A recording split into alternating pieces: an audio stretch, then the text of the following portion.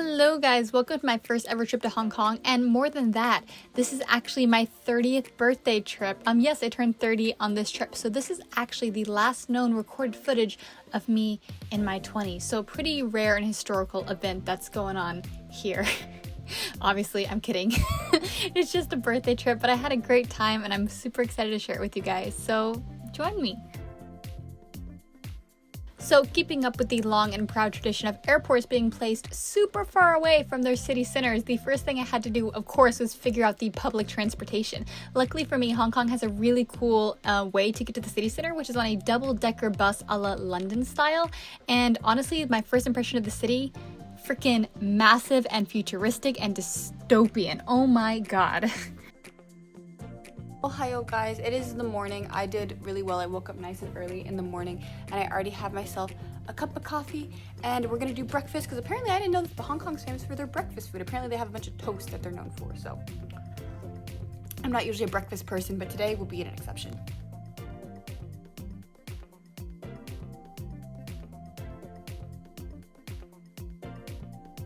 So we've come to a very local spot, and we were trying, so apparently in Hong Kong they're known for breakfast, and I got a more traditional eggs with truffle. Gregory over there got some kind of chili soup. Using my full name.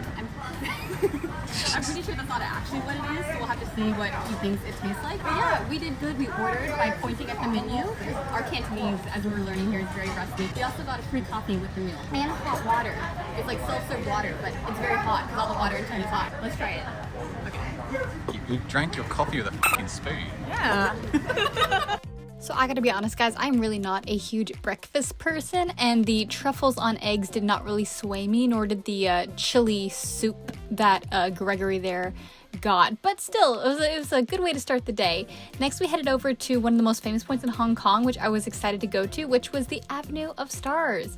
The really famous Avenue of Stars, which is along like the border, and they have all these handprints of the famous like Hong Kong actors, and I don't know a lot of them, but I know Michelle Yeoh, she's in Everything, Everywhere, All at Once. It's really good, new movie, and I was seeing how my hands compare. I think pretty similar. That means we're destined to meet each other, I think, in the next life. 金穗，我想告诉你，如果有来生，我还是会选择和你一起报税，开心一点。 Ooh, check it out. It's the first shot of the video again. Yay! That's right, it was along the Avenue of Stars. Anyhow, next we went into the K11 Musée Museum. It was a mall, but it was also supposed to be like a modern art museum. And to be completely honest, I'm not a huge fan of modern art, but then again, sometimes I can appreciate some art that has meaning that you're never really supposed to understand, but you're always supposed to guess at. It also had a bunch of high-end fashion designer clothes stores, and like, I can't afford any of it. I can barely afford a water bottle in Hong Kong, let alone a designer purse. Anyhow, we did get some ice cream, which was something I could afford, and the money in Hong Kong, the cash money, absolutely beautiful. It took Monopoly chic to a whole new level that I never fully appreciated before. It had see-through, like, you know, little transparent paper. It was bright colors. It was absolutely splendid. I just finished my ice cream, and look, a trash can. That's amazing. If you don't know, Hong Kong has a big river that goes across it, and you take a ferry from one side to the other. So that's what we're doing right now. Okay. It's actually the sea, not a river, but... Did I say a sea? No, you said the river, it's the sea. Are you still filming? Yeah. Okay, I'll leave your smart aleck responses in then. The ferry was great. I love boats. Boats are probably my #1 form of transportation, and this ferry takes you across like the main two parts of Hong Kong that is separated by the sea, not the river, and it is super cheap too. It was like it was about $1 or something, and it was really quick, 30 minutes or so. We didn't have to wait that long, and we went over to Hong Kong Island, which is the other part of Hong Kong, and this part was even more like business and city-like. Honestly, I feel like we didn't even walk outside. It was just a connection of malls with underground passageways or walkways, and I just felt like instead of walking along a street, you just walk through buildings. Kampai! Ah, I spilled it! Yeah, that's like 1,000 yen gone. Oh no! And now we're going to our next location. See what I mean about like walking through malls and buildings or convenies instead of sidewalks and streets? Hong Kong is crazy. This is 7-Eleven, the Hong Kong version, and they were selling these super cute Lilo and Stitch disposable cameras. So we got one. That was the first picture. Where are we now? We're in Central Escalator, Which is apparently the longest what? escalator network in the world. What is an escalator network? So it's like different sets of escalators they combine together. Okay, cool.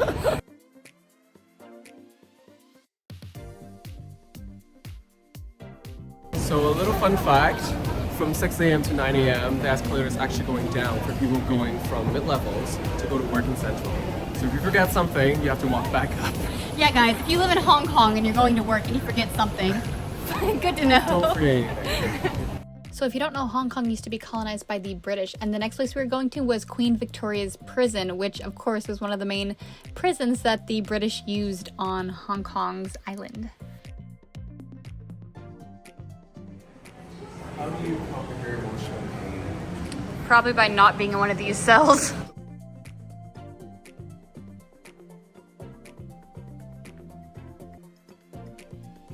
So because Hong Kong used to be colonized by the British, and you notice globalization as a whole, we went to a bakehouse British style bakery next. Apparently they're known for these egg custard tart things, which were very good. But we went to a very authentic local Hong Kong lunch next. Apparently they love instant noodles and chicken. That was the vibe I got, at least, with a lot of the food we had. They also just sat you at a table with some random strangers, so we got to make very lovely conversation. And then after that, the British influence strikes again. We went on a nice trolley ride through the main part of the city. This was great because it was open air, it was super cheap, less than like $1 to ride on these trolleys.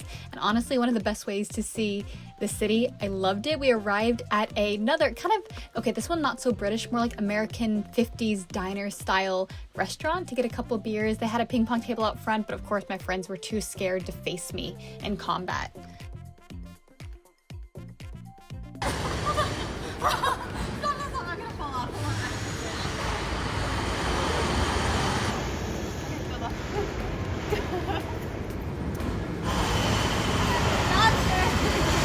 I can! Jesus Christ.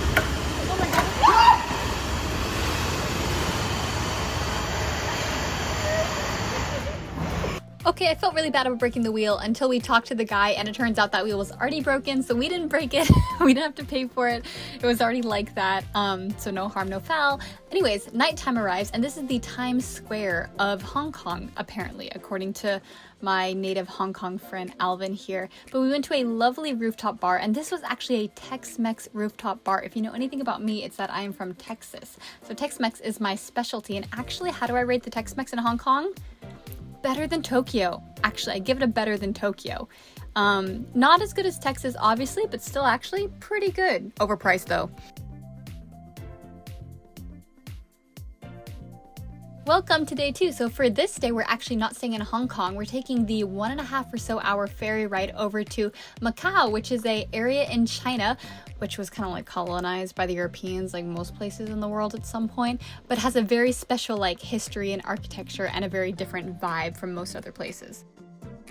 So don't let the cathedral fool you. We were just a quick ferry ride away from Hong Kong because today we're in Macau, an area that was colonized by the Portuguese. So there's a lot of, European influences, and this place is known for gambling. So I don't really gamble, but I like watching my friends gamble and lose money. So we're gonna do that today. So this shot of the skyline really sums Macau up. Portuguese meets Chinese influence with the casinos from Las Vegas, basically.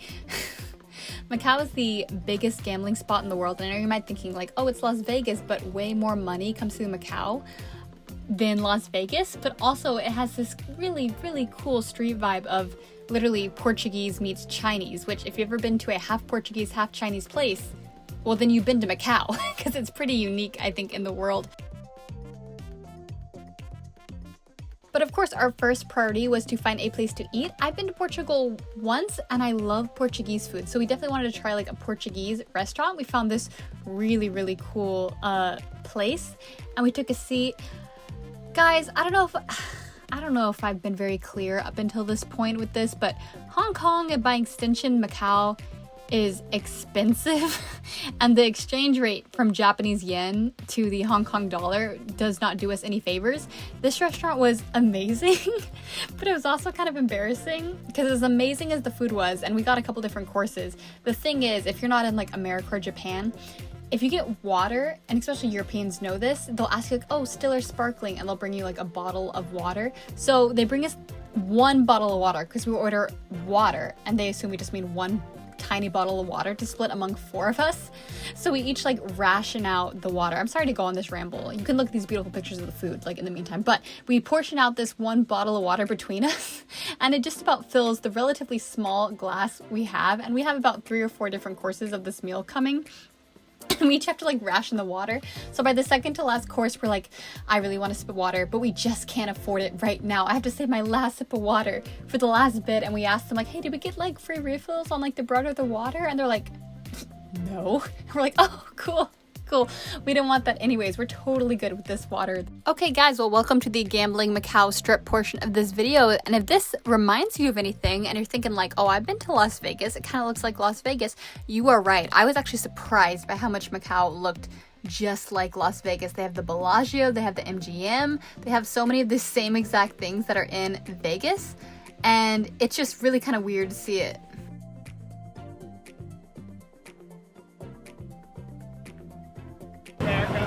Guys, Cheesecake Factory! I think this place is literally just Vegas in China. That's definitely been my takeaway this whole time. So like I said, I'm not huge into gambling, but I have been to Vegas before, and usually my philosophy is I will just put in $20 into whatever game I want to play. This time I did craps here in Macau. And if I lose the $20, I lose the $20. Not a big deal. If I win, I win, but I'll never go more than that. You know, the house always wins. But my friends had a different idea and they were really excited to try to win their fortune and win us a helicopter ride back to Macau, actually, they said was their goal. So we just got done gambling. No videos were allowed. How did everyone do? They all lost a bunch of money. I gambled twice. I don't really gamble. Put it all in and I won. So it was a very successful gambling trip.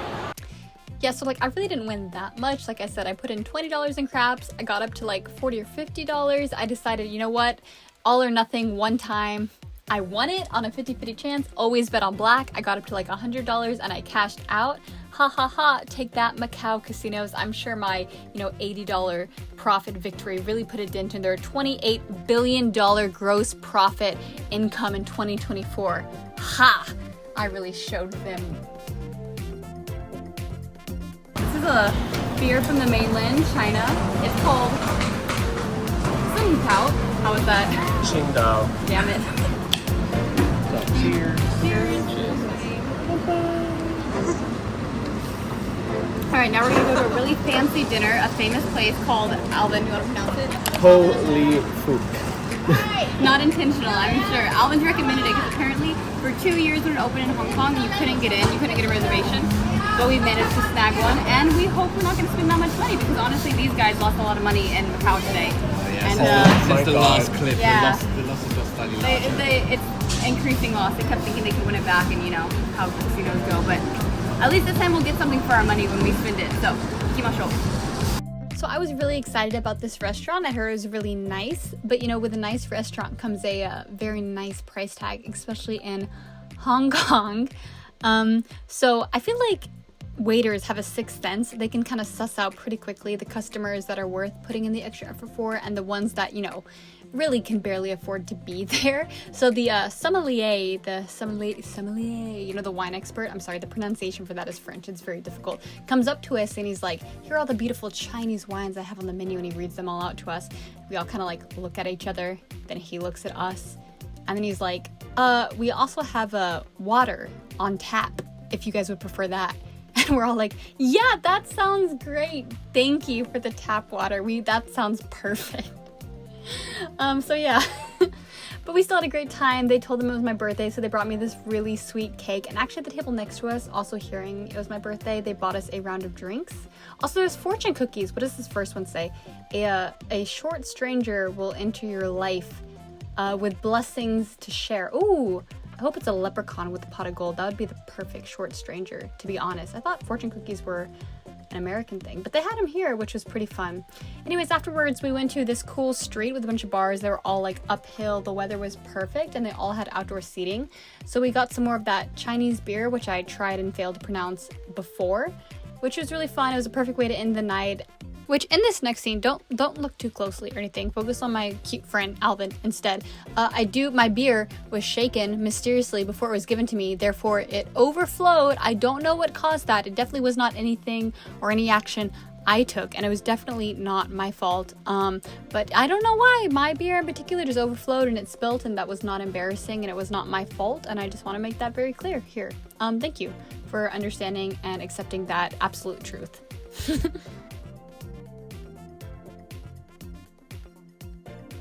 Welcome to the third morning here. So if you didn't notice before, we're actually staying at a really lovely hotel right on the Hong Kong harbor. So we just wanted to spend this first morning and afternoon relaxing and chilling at the pool because we had been going non-stop. They also had an infinity pool, and if it looks like I'm kind of struggling here, like if the water's maybe kind of cold and, you know, I don't really want to get into it, joke's on you, it was amazingly warm, just like a hot tub, 100 degrees minimum. I definitely did not get in here just to film this one shot to get this beautiful scenery here and then get out immediately and then never get back in. I definitely wasn't super cold or anything like that. That's definitely not what happened at all. So I appreciate you guys not thinking that and appreciating the beauty of this shot instead. Look at that. Wow, so aesthetic, so nice. Very lovely. Here's a shot of me not being cold. Sitting poolside. Much nicer, honestly.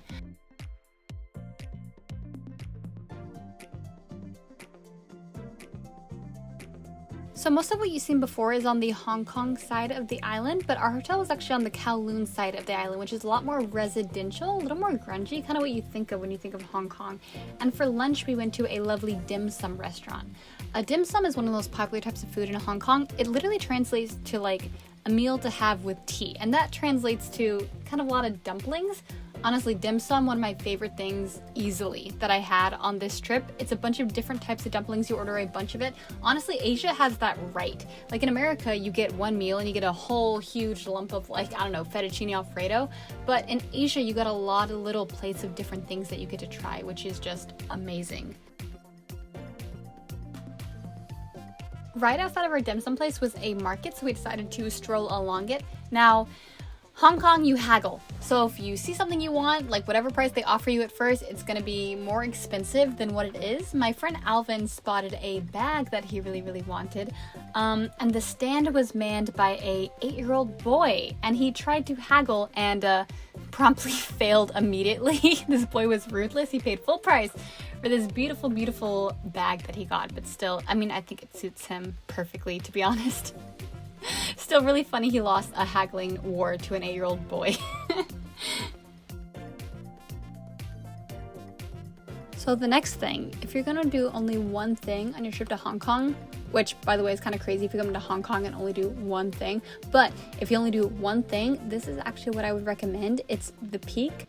Basically, you know, Hong Kong is very kind of island, mountainy territory. You take a tram, as you can clearly see here, to the very highest point, and it overlooks the entire city. So first, obviously, you have this super cool tram slash trolley. Is this a trolley or a tram? What's the difference between a trolley or a tram? Is it the same thing? I'm not 100% sure. Either way, very fun. You take it all the way up the mountain. And honestly, the wait for this wasn't too bad. I think we waited about 20 to 30 minutes for this, and we got like really good seats too. But you start to climb all the way up the mountain on this trolley or tram. And the view already from the trolley is incredible. And you get to, here it is. This is the peak.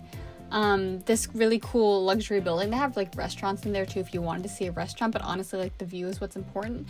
And Alvin, who is from Hong Kong, my friend, who's been showing us around this whole time, took us to his spot, and this is the view from the spot he took us to, which honestly, like I've seen a lot of beautiful views in my life, and observatories are one of my favorite things in the world, and this I think might be my like absolute favorite view or place that I've ever been to, and one of the prettiest things I've ever seen in my life. So we headed back down the mountain and it is dinner time, and I haven't mentioned it yet, but this was actually the day, you know, back at this point in history, where it was about 11 p.m. at this point, and at 12 p.m. I'd be turning 30, so this was the day I was like turning 30 at this very dinner table. And we went to Hai Lao, which is a Chinese hot pot place, which is kind of crazy. I've been to it in Japan. They have a bunch of chains there, and they're also known for their crazy birthday celebrations. If you thought like American, you know, places singing happy birthday to you at the table was crazy, it's nothing compared to this. They have huge songs, noodle making dances, people doing choreographed routines, birthday cakes with the word happy birthday written like upside down because it's written in cursive and I guess they can't tell that the happy birthday is upside down. I don't know. But obviously my friends told them it was my birthday, so they had to put on the entire showcase for us, while I just had to sit there and turn super bright red and just be super appreciative for all I have at this point in my life.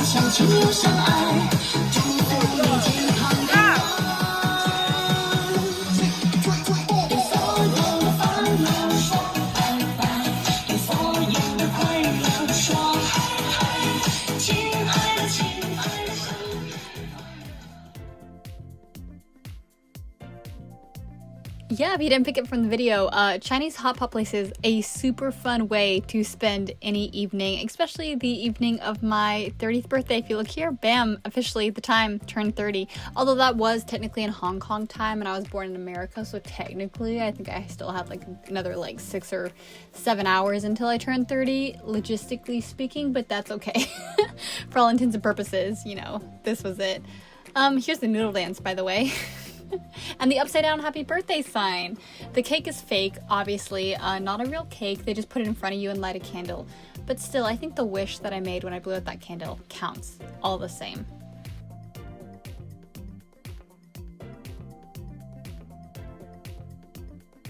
So my last morning in Hong Kong, and I went down to the pool, and when I came back to the room, my friends had set up a surprise for me with cake and balloons and cards. I had no idea they were going to do this. It was super, super sweet, celebrating my 30th birthday. It was a really, really lovely surprise. Thank you guys. Yay! You're 30. Perfect. So our flight back to Tokyo was later that day, but we had one last thing to do. Alvin had booked us a lovely brunch lunch kind of meal, another dim sum restaurant at a hotel that was beautiful. It overlooked the beautiful bay, Tokyo Bay, not a river, it's the ocean bay that, you know, flows through the city. And we had a amazing meal. Once again, like, dim sum is so good. I'd never had proper dim sum before coming to Hong Kong. Like, I've had knockoff versions of it, but like the real thing is hard to beat. Look at these cute little like koi fish dumplings, basically. It was delicious, and we just really enjoyed the atmosphere at the very end here. Then after lunch, we said goodbye to Alvin. He's from Hong Kong. Thank you so much, Alvin, for planning this trip. He lived here. It would not have been as amazing as it was without him. He's staying to see his mom a little longer, so we had to leave him goodbye. But we headed to the airport, and we were headed back to Tokyo. I had an amazing trip. This was honestly one of my favorite trips I've ever taken. I don't want to give too like sappy of a speech here or anything, but I'll tell you guys a secret, because you watched till the end and everything, of what I wished for when I blew up my 30th birthday candle. And that was basically just that when I turn 40, I hope I'm as happy as, you know, I am now. And I hope you guys are too. I hope whatever age you may be, you have something to look forward to and something to reminisce on, and really good memories and good friends and good family, because I do, and I'm really blessed for that, and I wish everyone the same. Okay, that was sappy. I'm sorry, that was super sappy. I'm done now. Bye, bye, bye. A lighthearted video coming next. Johnny.